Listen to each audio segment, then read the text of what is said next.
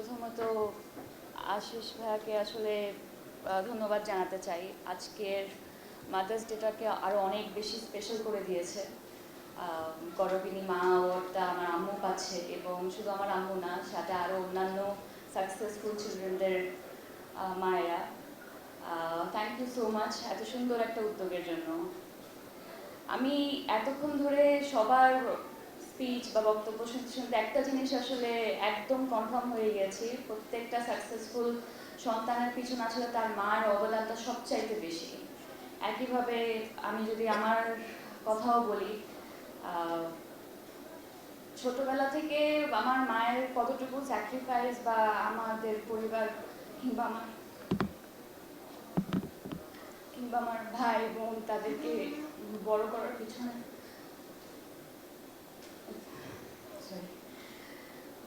ওই স্যাক্রিফাইস নিয়ে আমি আসলে বলতে চাই না, কারণ কিছু কথা আসলে থাকুক না বলা, বলে তাকে ছোট করতে চাই না আজকে এই মঞ্চে। আমার মনে হয় প্রত্যেকটা সন্তান আসলে তার মায়ের ব্যাপারে যখন কথা বলতে চায় তখন আসলে চোখের পানি কোনোভাবে ধরে রাখা সম্ভব হয় না। এবং শুধু নিজের মা কেন, মানে আমি যখন অন্যান্য মায়েদের কথাও শুনছিলাম তখন আমাকে একইভাবে আমার প্রত্যেকবার আমার মনে হচ্ছিল, মানে আসলে তাদেরকে কিভাবে আমরা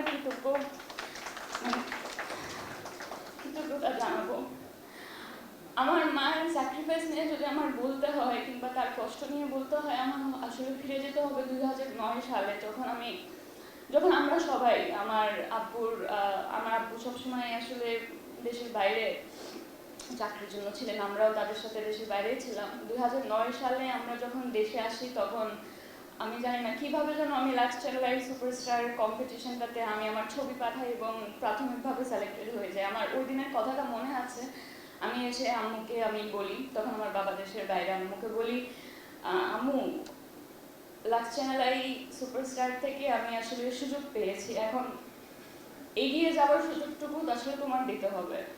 আমি কি অডিশনের জন্য মানে পরবর্তী রাউন্ডে যেতে পারি?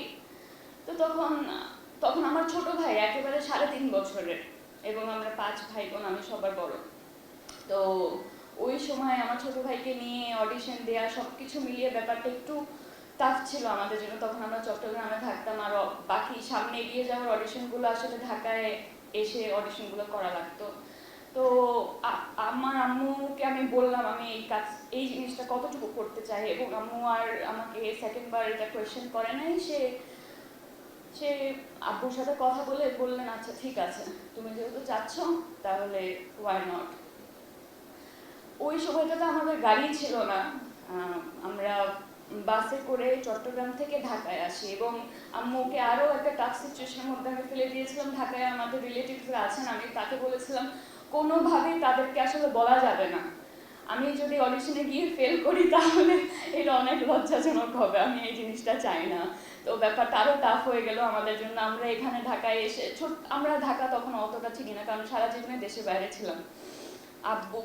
আম্মু, আমি এবং আমার 3.5 বছরের ছোট ভাই, আমরা হচ্ছে ঢাকার উদ্দেশ্যে রওনা দিই। এখানে এসে ছোট্ট একটা হোটেলে উঠি। ওঠার পরের দিন থেকে আমাদের অডিশন রাউন্ডগুলো শুরু হয়। তখন আমার মনে আছে শুধু আমার মা না, সকাল থেকে রাত পর্যন্ত আমার অন্যান্য যেই কন্টেস্টেন্টরা ছিলেন তাদের মায়েরা গরমের মধ্যে ভেন্যুর বাইরে আসলে বসে থাকতেন। তো আম্মুকে ওরকম একটা অবস্থাতে আমার ছোট ভাই তখন আম্মুর কোলে, ওকে রেখে আমার ভিতরে যাওয়াটা আসলে সবসময় অনেক টাফ ছিল। বাট আমি তারপরেও যেতাম। প্রত্যেকবার মনে হতো না আজকের দিন আমার বিজয়ী হয়ে ফিরতে হবে, না হলে এই কষ্টটুকু আম্মু কার জন্য করছে। তো প্রতিদিন এরকম যেতাম সকালের দিকে, তারপর রাতের দিকে ফিরতাম।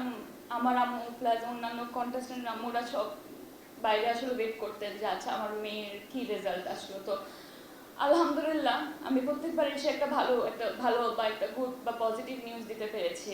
তো এরকম করতে করতে 2-3 দিন কেটে যায়। কেটে যাওয়ার পর ফাইনাল টপ 25 আমি সিলেক্ট হয়ে যাই।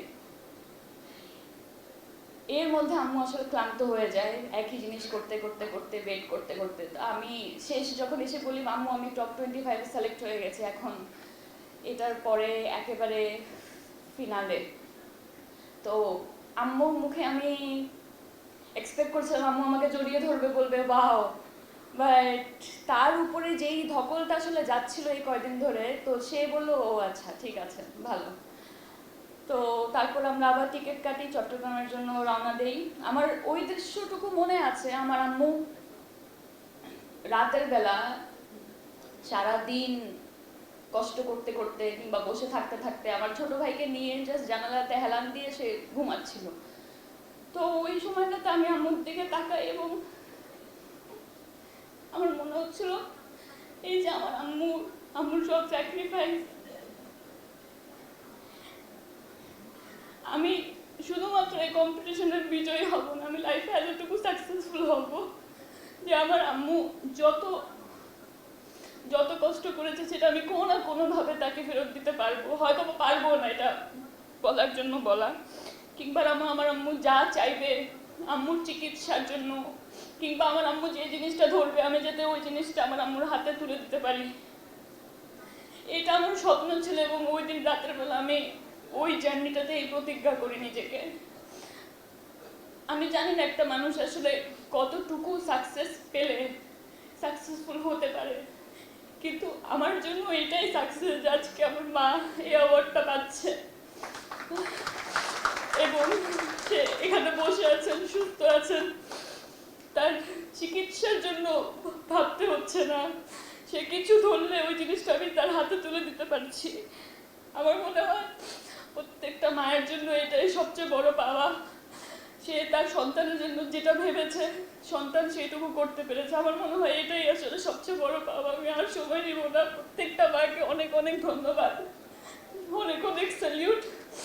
আসলে আপনার সন্তানরা সাকসেসফুল না, আপনারা সবাই successful. Thank you so much. Thank you Ashis the.